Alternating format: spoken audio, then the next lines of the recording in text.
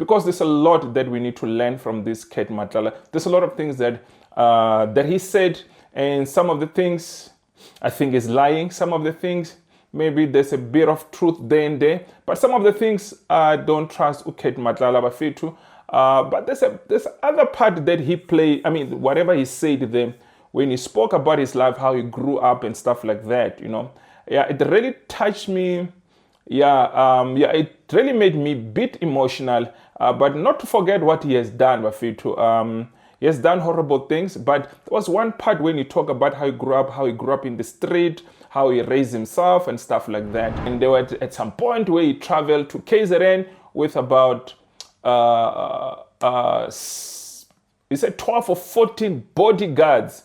Imagine to go meet Bheki Cele, to go deliver 200,000, and they carry it and drove to KZN.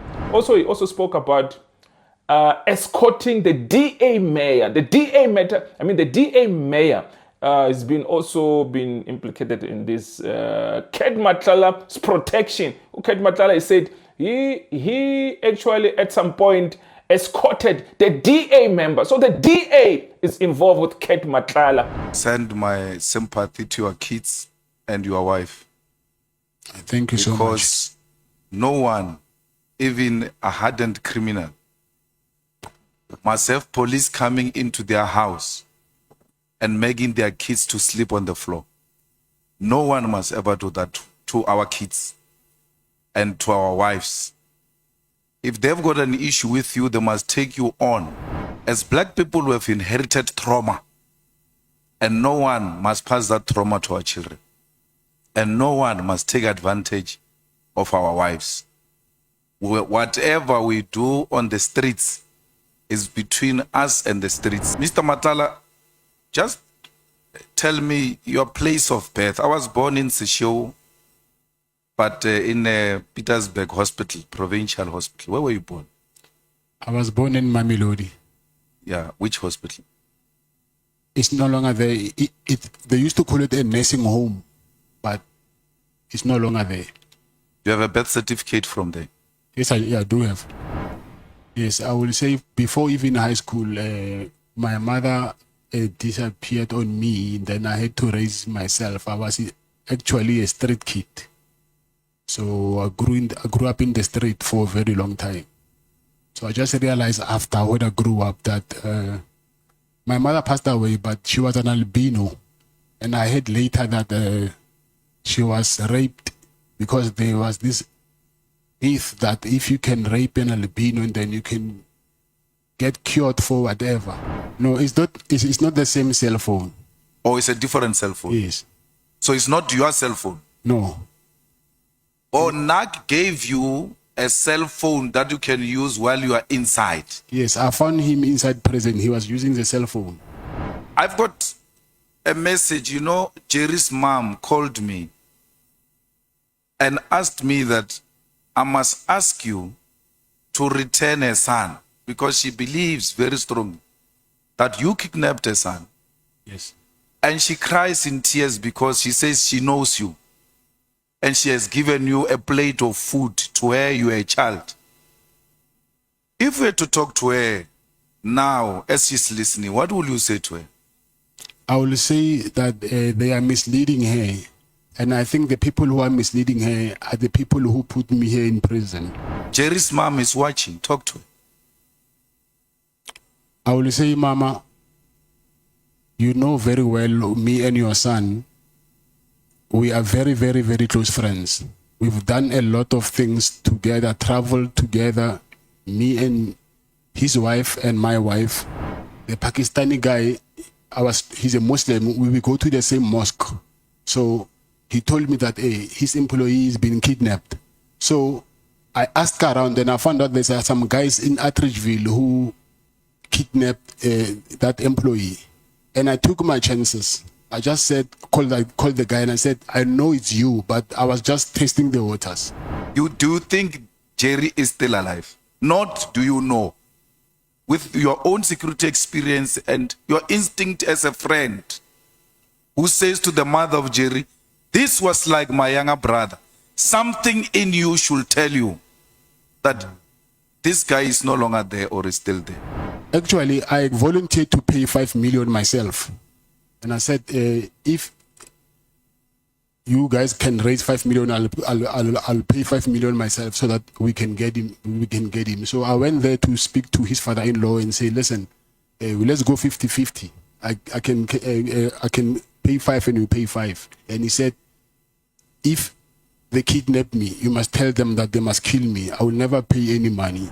How many times has Minister Cele been to the penthouse? I think 3 or 4 times. But it looks like he said he's been there twice. Only twice. No, it cannot be twice because he's been there twice when that guy was alive.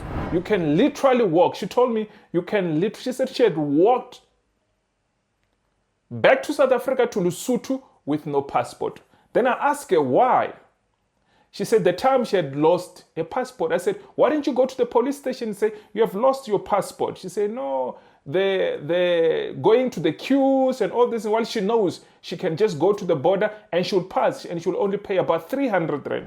If we put an illegal foreigner there who's doing rubbish in our country, will he able to question him the way he's questioning Matlala now?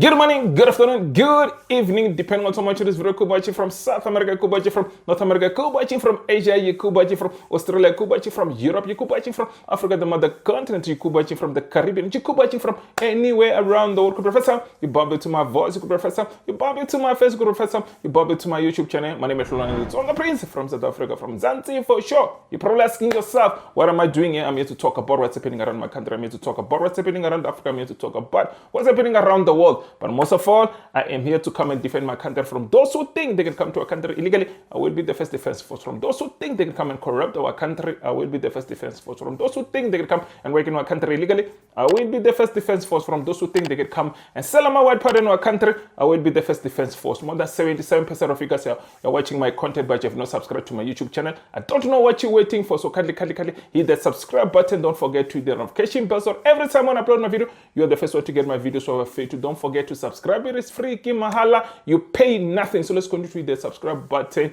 But so I can continue to make as many videos as possible. Don't forget to hit the join button, become a member, contribute to the channel. Less than $2 or less than 30 rand. You can become a member and support the channel so I can make as many videos as possible of it. Don't forget subscribing and hitting that join button. Those are two different things of it. When you subscribe, you're paying nothing, you're just supporting the channel so that I can continue to make as many videos. It's only when you hit that join button, there's 3 packages there, but you can choose any package that you want so that I can continue to make as many videos as possible. Also want to say thank you to my returning subscribers. Also want to say thank you to my new subscribers. Also want to say thank you to you who just subscribing right now, because I know you are hitting that subscribe button. So let's continue to hit that subscribe button of it. Don't forget, we're on the road to 50,000 subscribers. Take me to 50,000 subscribers just before the end of December of it. Can you take me to 50,000 subscribers? We're almost 25,000 subscribers. So if it hit that subscribe button, let's continue so that I can make as many videos as possible. So let's continue to hit that subscribe button. So continue to hit that subscribe button. Continue to hit that join button.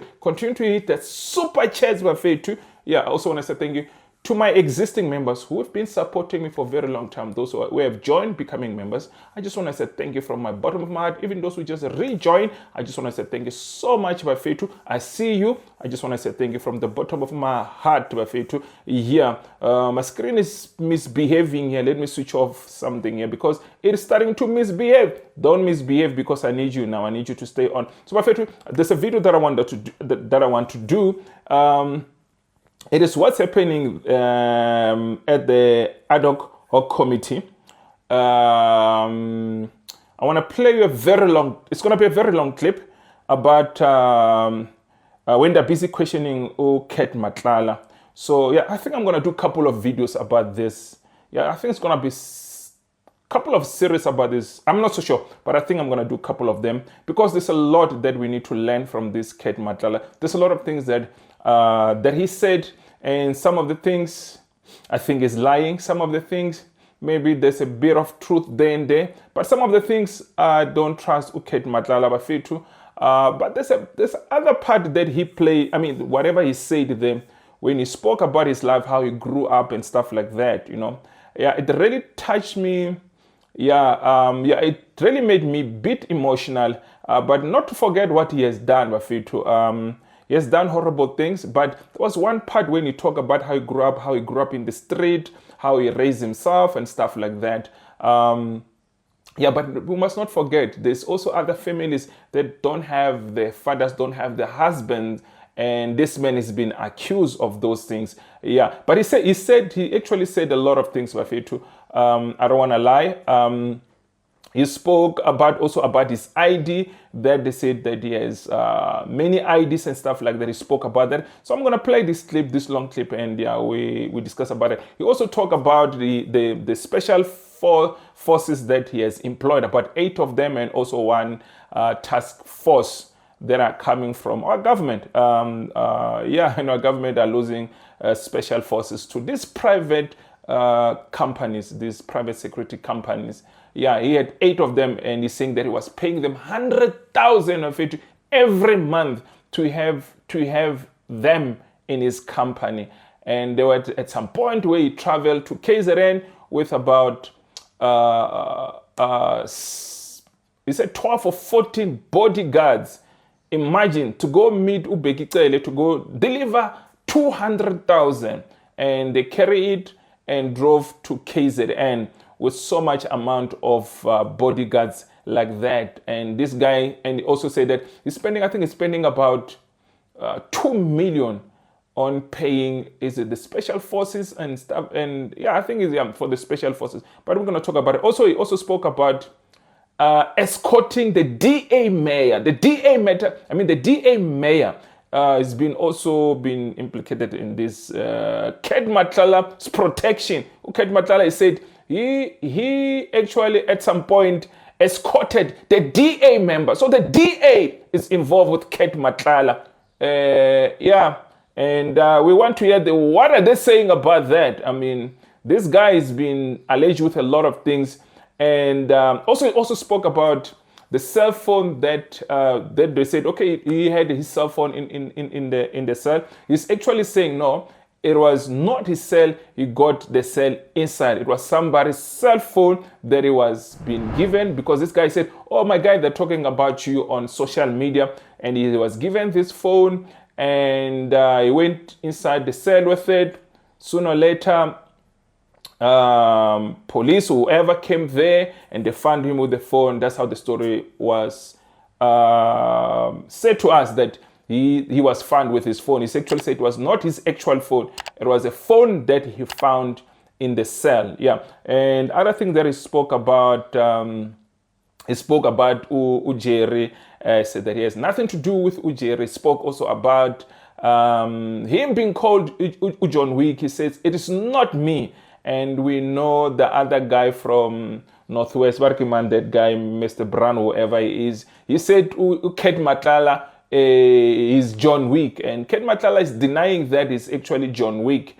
Yeah, he said so many things, Bafethu. He also sent a message to the mother of Ujeri saying that it is not him. But there's I want you to listen to that part very carefully, Bafethu. There's some part where he says, talk about, your son was his younger brother. He took him as his younger brother. Was. Is he saying that he's no more here? Is he saying that he's dead? But just listen to that part, because for me, at some point, he sounds like Ujeri is no more here. Ujeri is gone. The way I listen to him. But let's listen to how Julius, how he questioned him. We shall come back to this video. I know this video is going to be very long, so let's enjoy. I'm not going to talk much. I'm going to let this video play, and until to the end. Then we shall come back and wrap it up. But this video is going to be very long of it. So please watch this video from the beginning until to the end. Don't skip nothing. Let's continue. Watch Uket Matlala when he's been interviewed or been questioned by Julius. And let's listen to this. I think I'm going to bring a couple of these videos, and we can talk about it, and we see what's going on. So Bafethu, just take your coffee, take your beer, take whatever you need to take, because you're going to be chilling here and listening to Matlala being questioned by Julius Malema. Yeah, let me not talk too much. Let me play you this clip.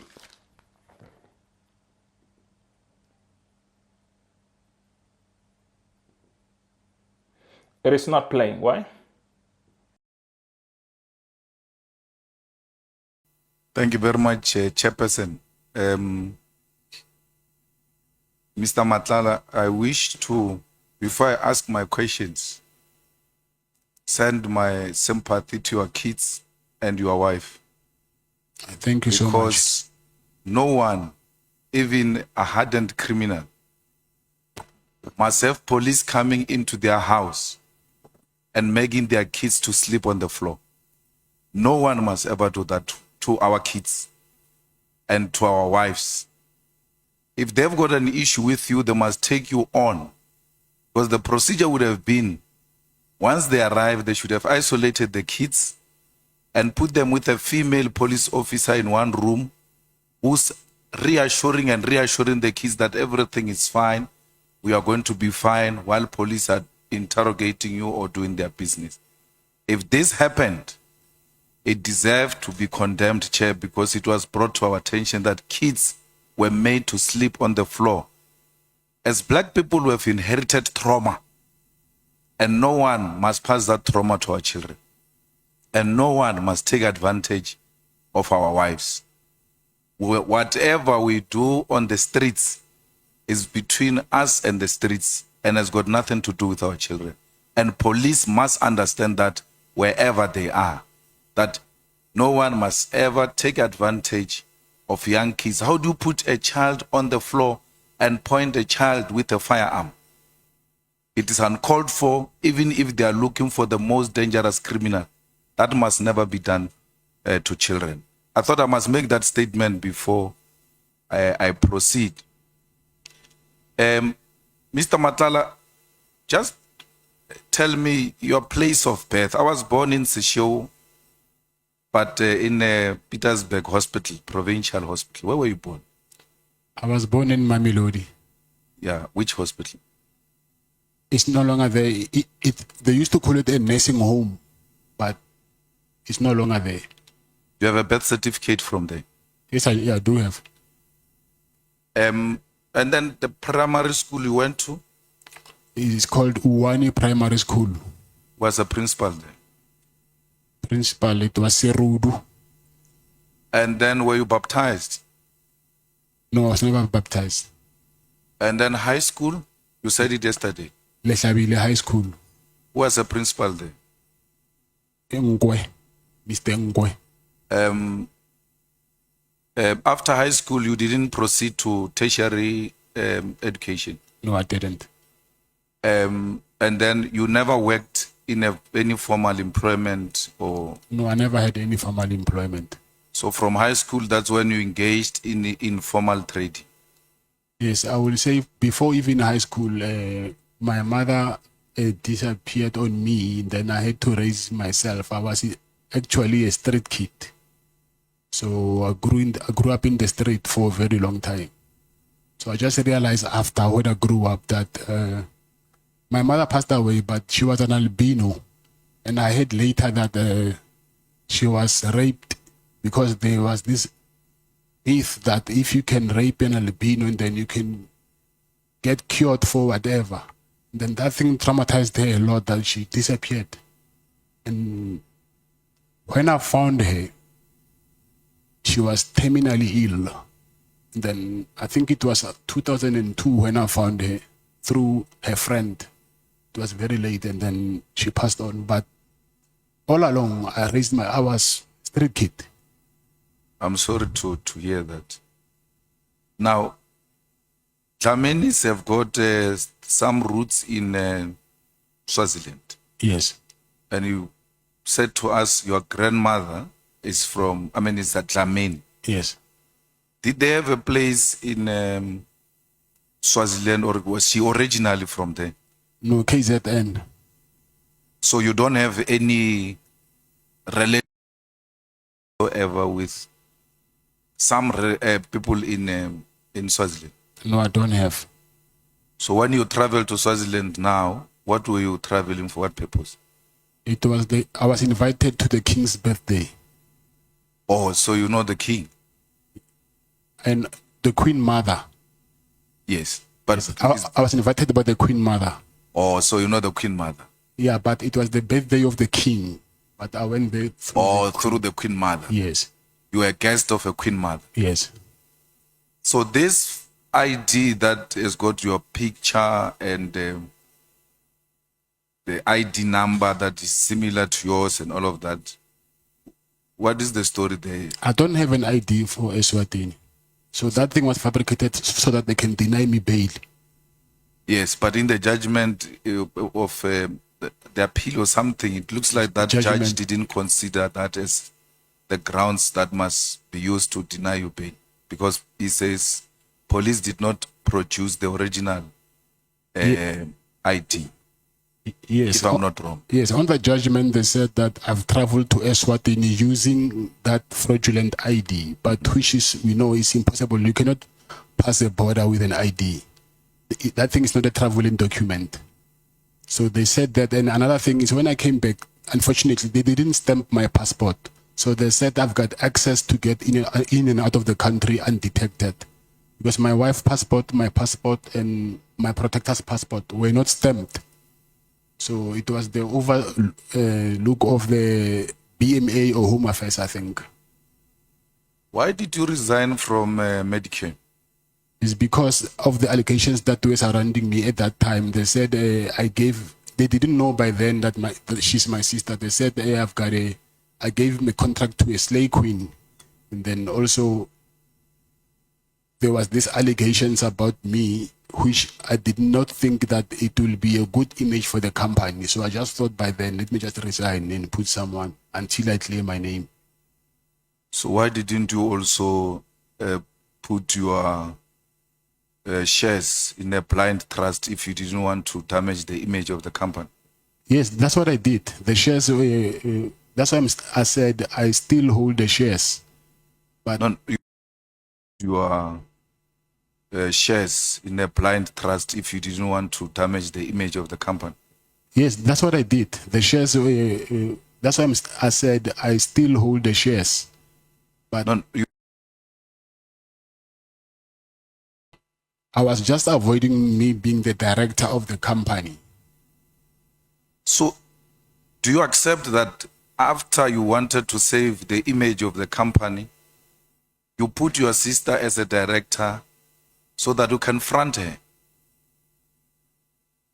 Because you didn't relinquish for business reasons. You relinquished because you want to face some challenges and someone must be holding the fort for me. Well, I'm still fighting, but effectively I'm running it. I can call money on it. She can't say anything. I can tell her to do this. It's effectively you doing it. She's just a front. Yes, I agree. Sister, so it's not like I was using her.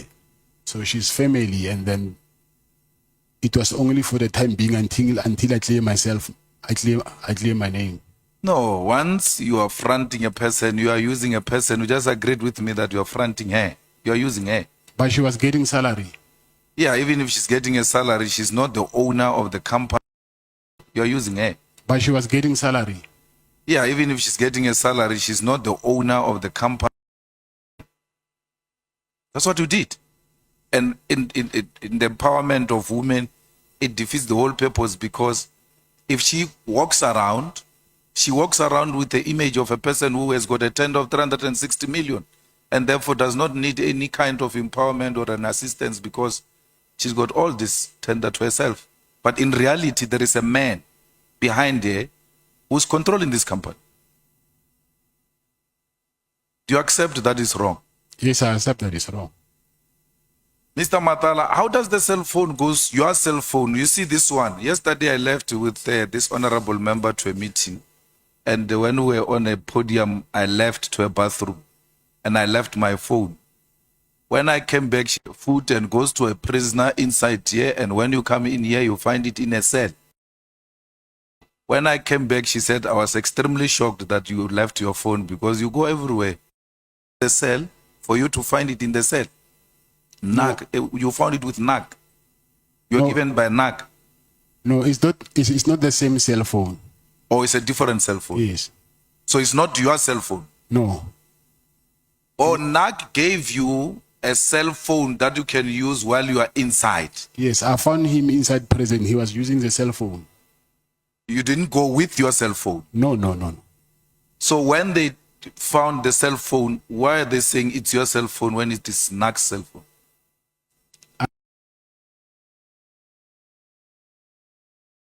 I'm saying I got the cell phone from him, but because they found it on me, you know, if I was process, there's someone who came to me with that cell phone. Because, you know, in prison, a cell phone is like a public phone. You'll find 3 people using the same cell phone. So, someone said, hey, check. They're talking about you in the media. It was that day when Mr. Mkonazi was doing that press briefing. So when I heard that cell phone, that boy left. Immediately, the members of the task force of EST, they came to my cell. And then the same day, those guys from intelligence and PKTT, they came to prison. So I asked myself a question that if this thing was found in prison, how did these guys knew that I was found with a cell phone? So I thought maybe it was something which has been organized for me to be found with a cell phone. That guy who was arrested and sentenced for killing Boswani, what's your relationship with him? I'm forgetting his name. Keke. Yes, I don't have a relationship with him. You have never worked together? Work? Yeah? No, no, no. But he's also from Mamelodi. Yes, yes. Mokotsi believes that you are John Wick, and everybody else there believes you are a John Wick in Mamelodi, that you have been killing people in Mamelodi. Yes, I heard that. But what, are you John Wick? No, I'm not. Do you kill people? No, no, no, no. Have you ever been accused of murder before? No, no, no, never. So what effort have you taken, the same effort you have taken in saving the image of the company? Yes. To save your image from being called a John Wick and being called a dangerous murderer in Mamelodi? What effort have you taken? That thing, I heard it from Matlala Commission, but I was in CMEX. There we don't have access to anything. So there's nothing I can do at this moment. My main focus now is to fight to get myself out of this place. No, but you're called John Wick before you came here. No, no. I don't know about that. You are not called John Wick before you came here. Now, in your detail of 14 security or personal protectors, how many are former task force members? It's not task force, it's from the defense, it's special forces. Yeah. Yes. No, I'm asking about the task force, the police task force. Oh, task force is 1. It's 1. And then the special forces? I'll say maybe 8. 8. Yeah. Out of 14. So it's special forces, 8 plus 1 task force. 9. That is paramilitary. It's not VIP protection to have such dangerous, the highest form of defense of the country in one unit. How much does that cost per month? I was paying them 100,000 a month each. Yeah. So what is your personal security detail budget per month? Because remember, it's food, it's petrol, it's convoy, it's hotels, it's all of that. My budget is 2 million. No, you said the security company makes 2 million. You can't budget 2 million. So the whole 2 million, when it gets in, it goes to those people. Yes, but I don't have one company. Oh, so you source from different companies to maintain that lifestyle. I've got a message. You know, Jerry's mom called me and asked me that I must ask you to return her son, because she believes very strongly that you kidnapped her son. Yes. And she cries in tears because she says she knows you. And she has given you a plate of food to her you are a child. If we were to talk to her now as she's listening, what will you say to her? I will say that they are misleading her. And I think the people who are misleading her are the people who put me here in prison. Because I think they even went and told this same thing before the mother to Jerry's wife. So I will say she's being misled, because they know very well that I'm the first person who woke up at night there, and then I was the first person who was looking for Jerry everywhere. So when they say I kidnapped her, it's because maybe of my suggestion that rather let's tell the police the truth. And then they were not comfortable with that. And I said to them, it's either we do that or we never find him, because if we don't give them a clue, then how are we going to know how the police are they going to know where he is? So they were emphasizing that we need to save their image, his image. So me and them, we ended up not agreeing on one thing, because even myself, I was tired of looking for someone, but we must lie to the police on the other side. Yeah, but I'm saying I'm given some limited time and I'm allocating it to you. Speak to her. Talk to Jerry's mom. She's listening to you now. She's watching you. Talk to her. Her son has been missing for so long. Yes. And she feels very strongly that you took her son. Yes. The same way they felt very strong that you took AB's wife and AB's son. Yes. So before you speak to AB, speak to Jerry's mom. AB knows that. I think wherever he knows that thing he knows very well that I've never. No, leave AB. I'm saying, yes. AB, Jerry's mom is watching. Talk to her. I will say, Mama, you know very well, me and your son, we are very, very, very close friends. We've done a lot of things together, traveled together, me and his wife and my wife, and there was nothing that I will do to harm your son. Actually, your son was like a young brother to me. So there are people who are getting between us, trying to convince you that I took your son so that you might think of me as this boogeyman that people paint me to be. But from the bottom of my heart, I've never and I will never, ever do anything to harm your son or your family. Thank you, sir. I'm sorry. Thank you. Now, did you have a business deal with Jerry in some comfort installing solar system? Yeah, but it was his business, but I'm the one who got it for him. So you worked together, and whatever the money is that you were supposed to transact at that level, yeah, you sorted each other out. Yes.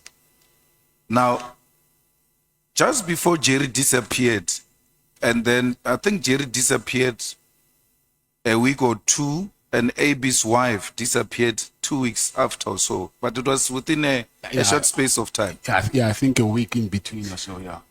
They say Jerry and AB were in your office. You wanted them to do some tender in Limpopo of a CID. You called AB because he had a CIDB 9. Yes, that's and true. they both declined to do that business with you, and that's where their problem started.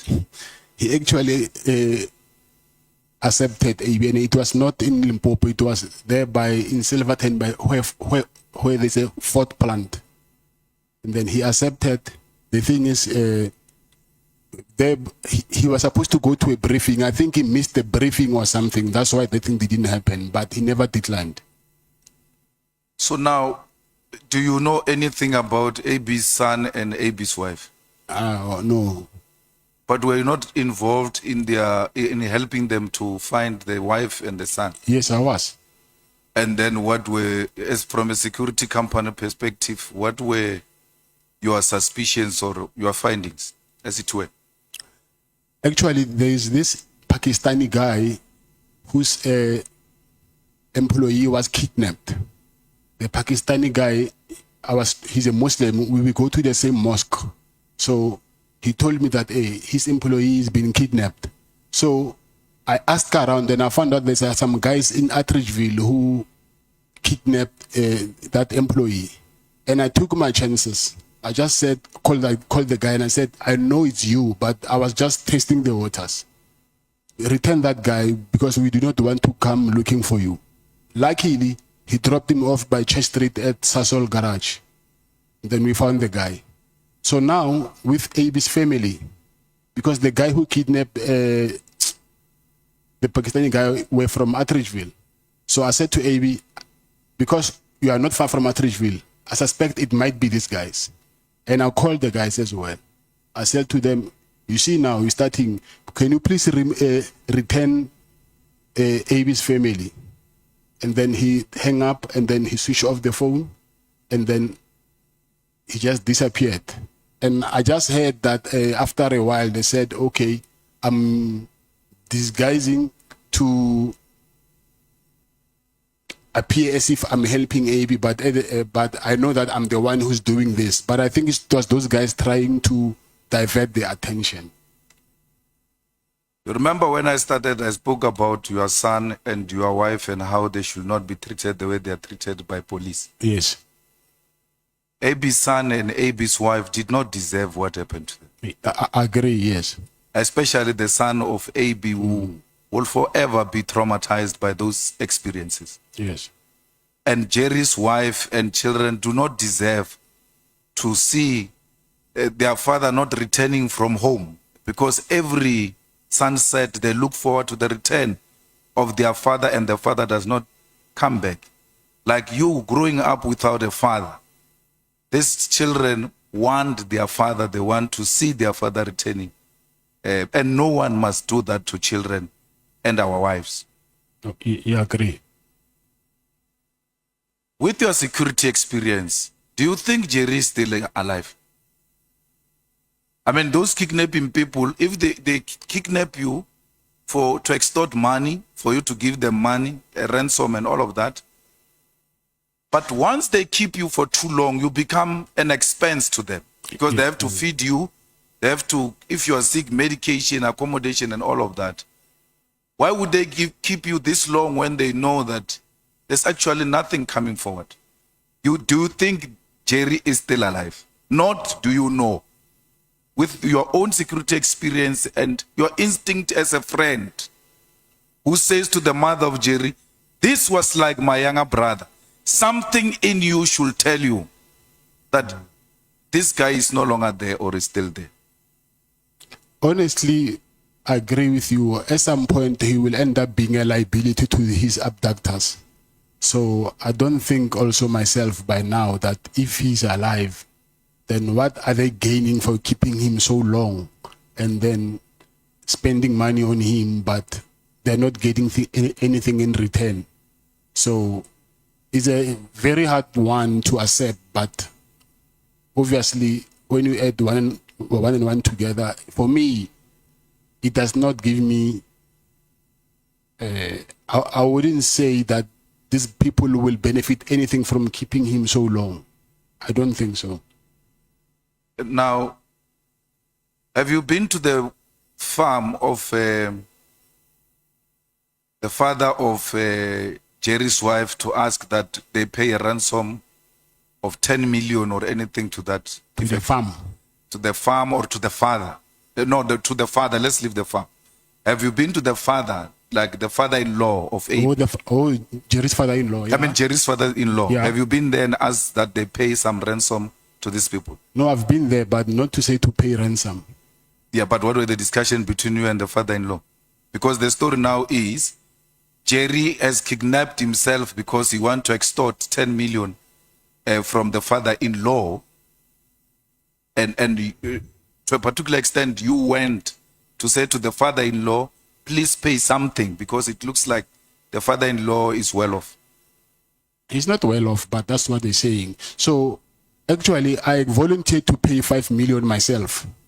And I said, if you guys can raise 5 million, I'll pay 5 million myself so that we can get him. So I went there to speak to his father-in-law and say, listen, let's go 50-50. I can pay 5 and you pay 5. And he said, if they kidnap me, you must tell them that they must kill me. I will never pay any money. Speak to the Jerry's kidnappers, your younger brother, and plead with them. For sure they are listening. They knew we were coming to speak to you. If you're to speak to their conscience, what were you going to say? I will say, what we need now is closure. So whether they have them, they must just release him because he's diabetic. So I don't think wherever he is, he's in a good health. And also, if they did something to him still, let them give us a sign somewhere to at least have a closure to know, because it's not nice every day sleeping, not knowing what happened to your brother, your father, your son. So what can at least comfort us now is closure, whatever it is. So at least we can know going forward what to do. Thanks. Julius Mkwanazi, what is the story there? You installed the blue lights you installed the blue lights in the cars that are owned.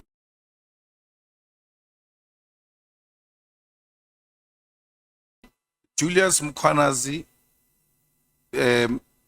what is the story there? You installed the blue lights you installed the blue lights in the cars that are owned. What is the story there? You installed the blue lights you installed the blue lights in the cars that are owned. I donated cars to his to EMPD, to him. So they took them to you? No. But there was a News 24 article that showed a lady saying Mama Cat is taking his kids to school in style, and they were playing with blue lights like they are playing with yo-yo. Yes, I'm divorced with my first wife. So I was not in a relationship with my first wife. And Mama Cat is the media saying that. It's not her saying Mama Cat. So she's living her life, and then I don't even, and those are not my cars. So my cars are BMWs. I think everybody knows. I use BMWs. So she's got cars also with blue lights, without your involvement. She don't have cars. Maybe she sourced a security company, or what she did, I don't know. Because me and her, we don't have that relationship anymore. We divorced. What is your relationship with Julius Mkwanazi? Julius Mkwanazi, I will say, he was a friend. Was. Oh, so you donated because you had a friend who was in the position of authority? No, it's because I proposed to him when he was an operations manager that, listen, I want to donate the cars, but with conditions that we do brand awareness, and then I will also send proposal to... Protected by you? No, not by me. I went there when it was only once. It was when it was state of the city address. It was only once. Yeah, but you went to fetch the mayor of the DA with your cars. Yes. And they had blue lights. I don't know if they put blue lights on because I was not there. Was it not your protection that was driving the cars? Yeah, on that day? They came as backup. She had her own cars, so they only came. She needed backup. Or the DA mayor needed a backup from you? Yes. How does she need a backup from you when the Metro Police there is even as some sort of a task force? Yeah, sort of. I think Mkwanazi convinced them that my guys are special forces. Okay. That recording we had about it in the thing there, do you say it's not legitimate? No, it's not. It's not. I even have proof of what happened. So you never gave Sibia money? No, never. You never said Sibia is a criminal? You stop speaking. But what if I'm taking a time? We pass the microphone to Honorable Matthias. I'm on, Chief. I'm in charge. No, yes, I'm the one who is running the meeting. But I'm in charge. Yeah. I'm the one who is running the meeting. I want to hear her speak. Honorable Matthias, this your is time. our arrangement. We won. Honorable Matthias, is your time. The CIC is speaking. Okay, Thanks. thank you. Now, She's fronting, Chair. She's fronting. What? I didn't hear that. No, the person who's saying you're fronting, they will never even speak in the presence of their president. You see now what you did to me, Chair. So, the meeting with Mkwanazi, if we're to go to Lieutenant General Senona, will he give us or give you a confirmatory affidavit that you actually brought back the report from the guy who was tortured? Because you said you didn't go back to Mkwanas. You actually told Senona that the guy has declined. Yes. Is Senona, the head of works in KZN, prepared to depose an affidavit to this committee confirming that you gave him that feedback and also confirming that he was part of the meeting where Mkwanas made those kind of requests to you? I think he will, but I've never spoke with him since I'm here, so I need to contact him, but I think he will.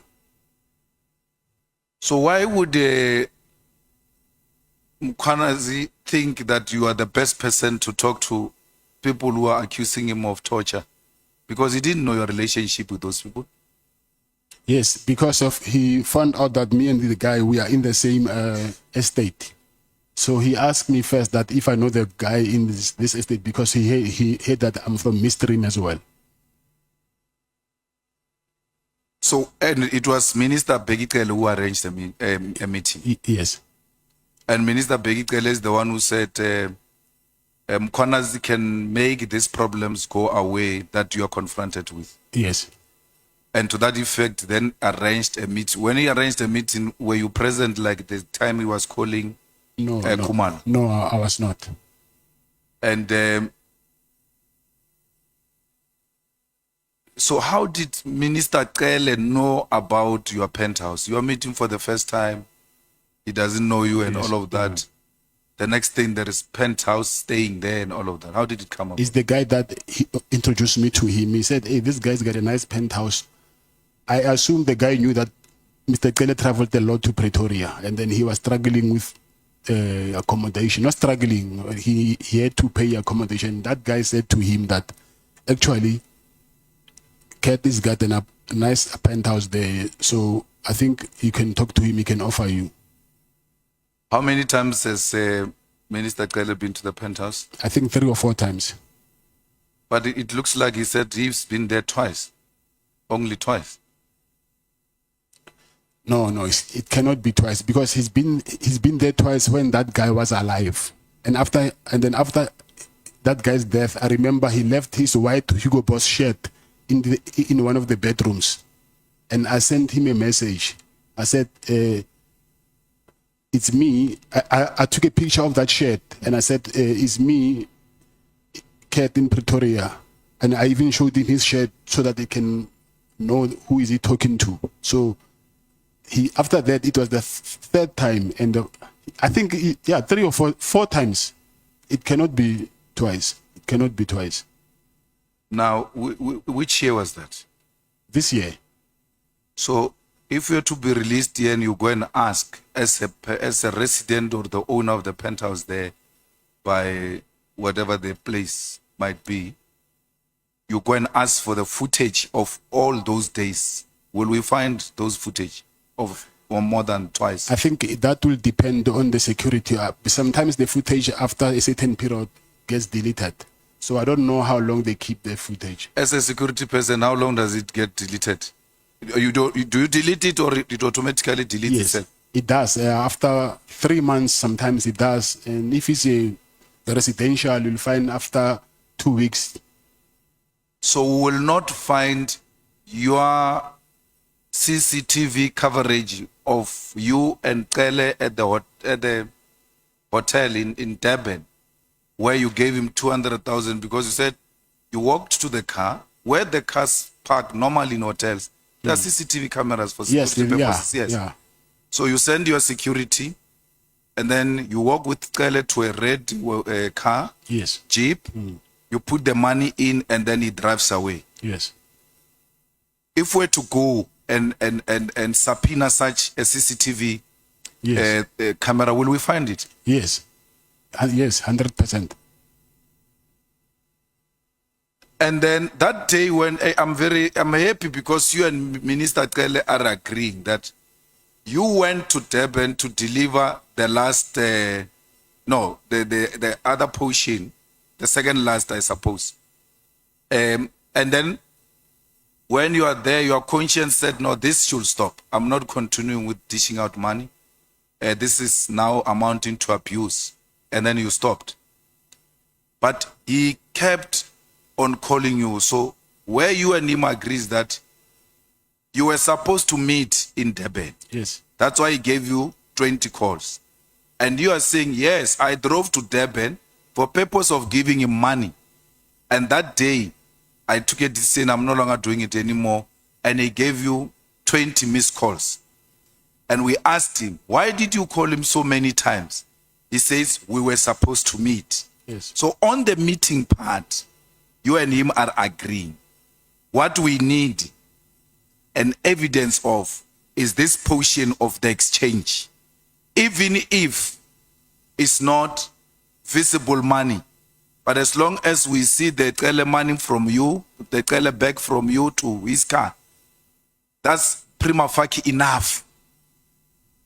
So, did he really make those calls on that day when you decided, no more? I'm no longer answering his calls. My phone is, even now, is here with my legal team. His missed calls are still there. You can even see them now. And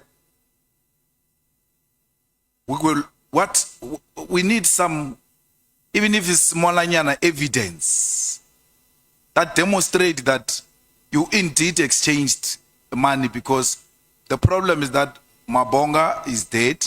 Yes. And the protector that went to fetch the Woolworths bag, is he still alive, and will Yes. he be prepared to dispose an affidavit that you send him in the presence of Minister Cele to go and fetch a bag? And obvious, if he's a personal protector, meaning a bodyguard, he will walk with you or behind you as you walk to the car with Minister Cele, and then you putting, will he give us some affidavit? Yes. Yes. I'm worried, Mr. Matlala. 12 cases withdrawn, 1 guilty verdict, 1 not guilty verdict, 1 acquitted. And you've got police around Pretoria here who are sent around as your eyes boys. Why would the police go and fetch a car to... Your story is actually making this the case of that police officer even worse. Because you take a card from your PA, you give it to a police officer. What stops a PA from taking the card to go and buy a battery and bring it to you? Because generally that is the work of the PAs. And here police are being converted into PAs in the absence of the PAs. They're actually being given the job by PAs that they said, I must give you a card to go and do what I'm supposed to do or I'm employed to do. What should we take of this kind of a relationship you have with police?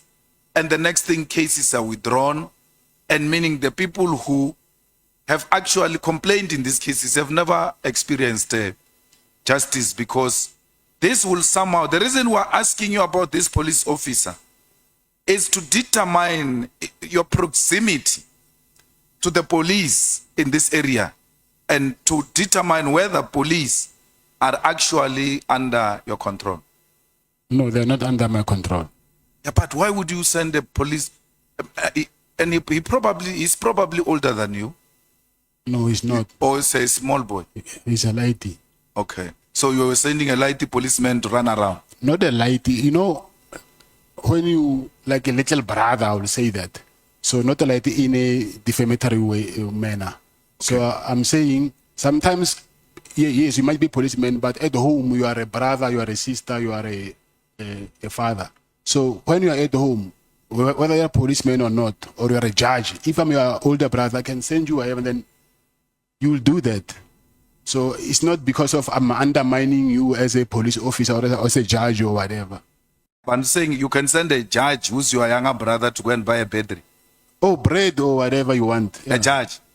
Your brother, I think he will, when he's at home, you know, he'll call you Abuti, whether he's a judge or not. So that respect will always be there. Thank you, Mr. Matlala. I want my sister to have an opportunity to speak to Kat, even if it's not too long. Let's go. Thank you, Mr. Matlala. Just quickly, this thing of your lifestyle is quite bothering, right? So you have, what is it, like 14 guards. You have 14 guards, personal security. Yes. So President has said the expense that just comes with that. You said you've got like about 2 million that you generate from one of your security companies, but you also have other businesses. Your lifestyle is large. It's large. It's large. 14 guards a day going around. Just talk about the guards. Then you said you've got 9 kids. I'm assuming most of them, if they're still at school, they all go into private school. I'm sure you live in a very huge flash. I'm just talking your lifestyle alone. Does not quantify the amount of income you're saying that you received from your legitimate businesses. So I don't think, and maybe you must talk to it, is that one of your best friends, you've said, is a producer of drugs. How is it that you're not part No, of I'm not. selling drugs when your best friend is that? You've just spoken to his mother. His mother has even said he's given you a plate of food. How are you supporting your lifestyle? With my businesses. But there is proof in my bank statements where the money, you can trace where the money comes from. It's not like it's a cash deposit from private people. So you can see that it's this company and then there's an invoice. So you can trace where the money comes from. So you'll be open to having a SIU investigation into your lifestyle to match. They're doing it now as we speak. Okay, so I guess we'll have to wait for that to come. This is also bothering me. So when you're going through passport, do you have special treatment? Because how is it that when you're going through border control, you don't know that passports are not stamped? It's not possible. I'm saying it's an oversight. No, it can't be. There's no way you're there by the passport control. So do you go to passport control or do you sit in the car and you have handlers go through, stamp the passports, and then they go through? Because you're there at border control. You sit there and you see, like, you'd know that your passport is not stamped. So, but it's not only my passport. I can, So that's why I'm asking. yeah. Did you personally go through border control Yes. or did you have handlers do it for you and you were standing on the side? The car will park next to the office and then they'll want to see. Obviously, I'm inside the car and then the BG will take all our passports and then the authority will come and then they want to see our faces first before they can compare with the passports. So they do that. So what happened, I really don't On know. both sides, both the South African border Yes. side and the Lesotho border side. No, both it's of them only, just didn't. they've noticed it on the 19th when I went to Eswatini. And when I came back, it does not show me coming back to South Africa. From whose side? Exiting or entering? Because you have to get to. Entering South Africa. I've never seen that. They stamp. And I don't think which border did you use? Because I don't think you do it through. Oshuk. And then this John Wick reputation that President was talking about. You've just explained on how you have that John Wick reputation. Because when we were talking about the issue about at one of the kidnappings, you said you took chances and you called whoever this person was, I missed the name, and you said, Mr. you Matlala, don't want me to come for you. And the you person stop was talking. released. Stop That's speaking. confirmation of John Wick. Thank you, Chair. Wow. That was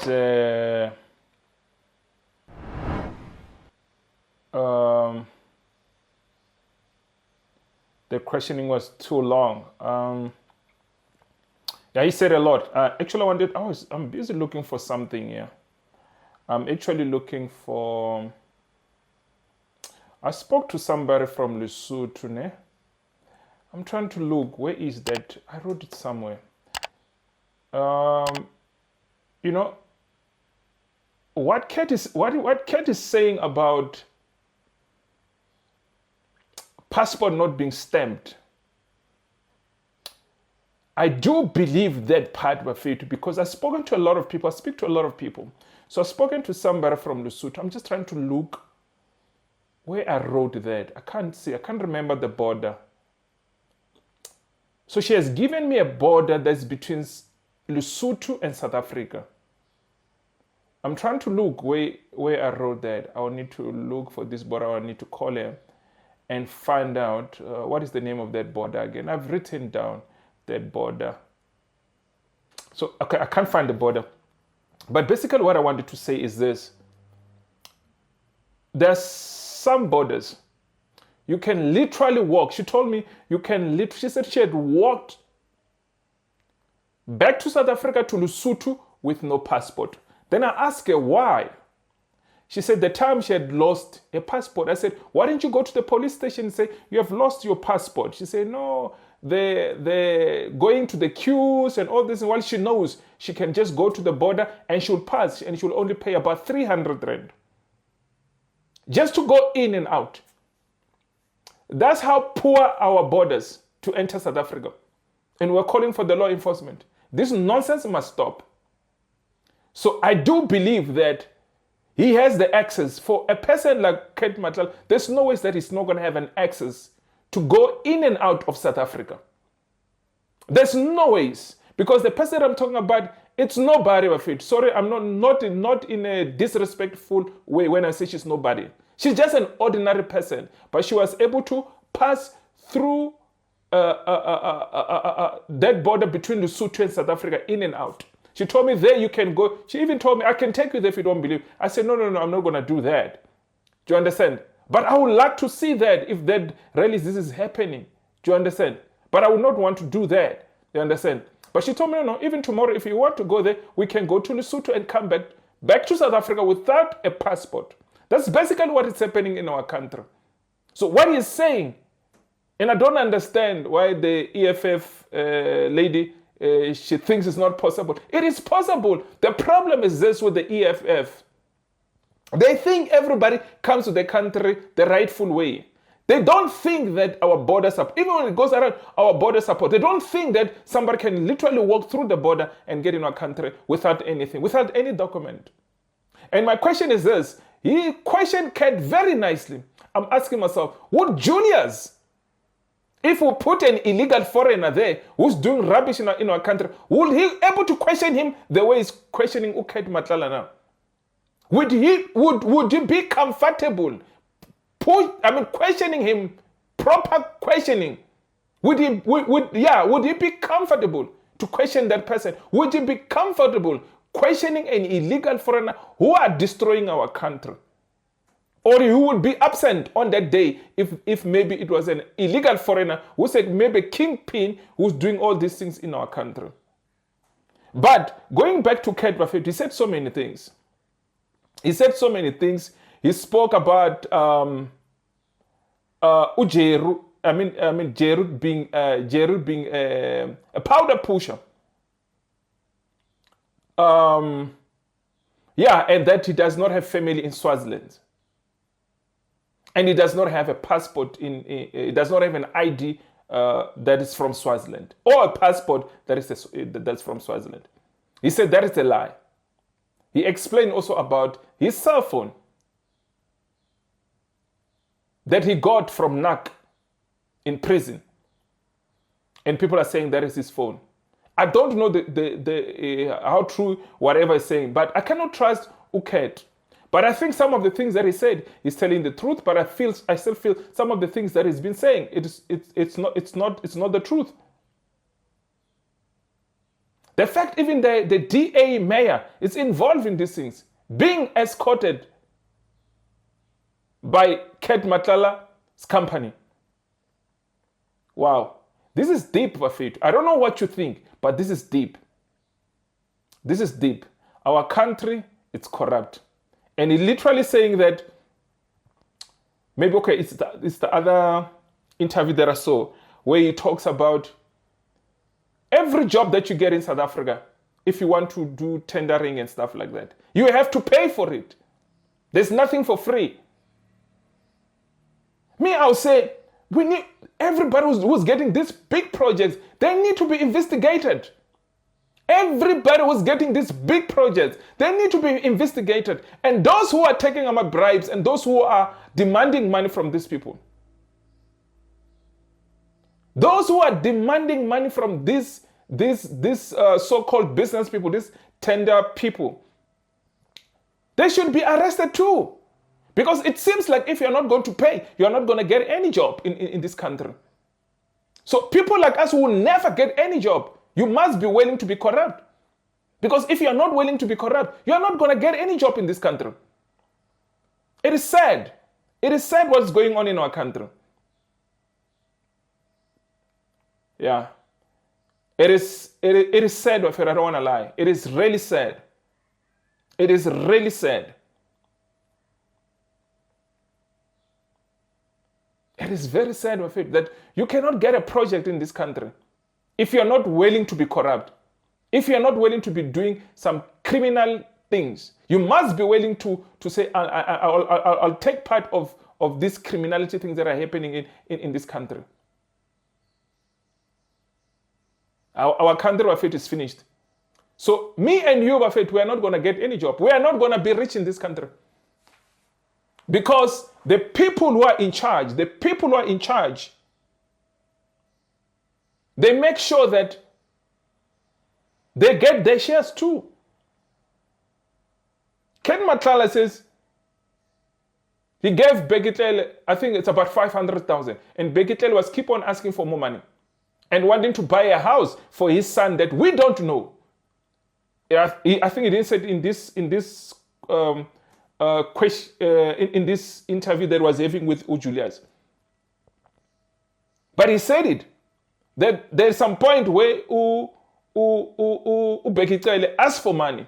I think it's this last money. I don't know if this is the last money that he was supposed to go deliver, and then he decided, you know what, he's not more giving money anymore because people are extorting him. I do feel there's some people who took advantage of him, but it does not change that he's a criminal. But a lot of people also took advantage of him. He understood the game. That you need to give money for you to get something. You need to give money for your problems to go.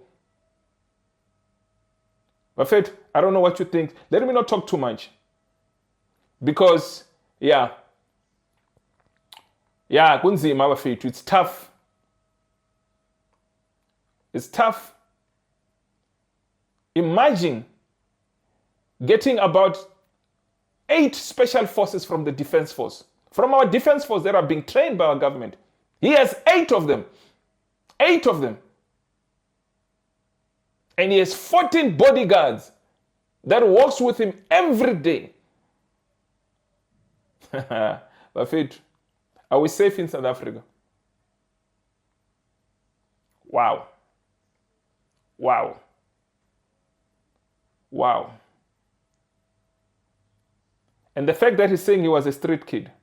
I wonder how he was able to complete his matric. I'm not saying that it's not possible for you to complete your matric when you're a street person. When you say he raised himself from the street and he was able to go to matric.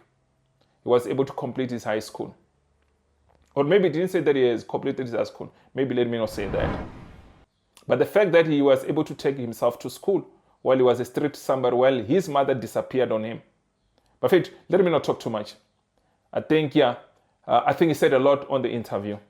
But if you haven't subscribed to my YouTube channel, my name is Hlulani, the Tsonga Prince from South Africa, from Zanzibar for sure. So guys, please hit the subscribe button. I'm going to bring you more videos about Matlala. I don't think this is the last one. I think there's going to be more that's going to come. So guys, if you haven't hit the subscribe button, please hit the subscribe button. I shall see you in my next video. Aluta, continua. I'll see you in my next video, South Africa. I love you. Sharp, sharp.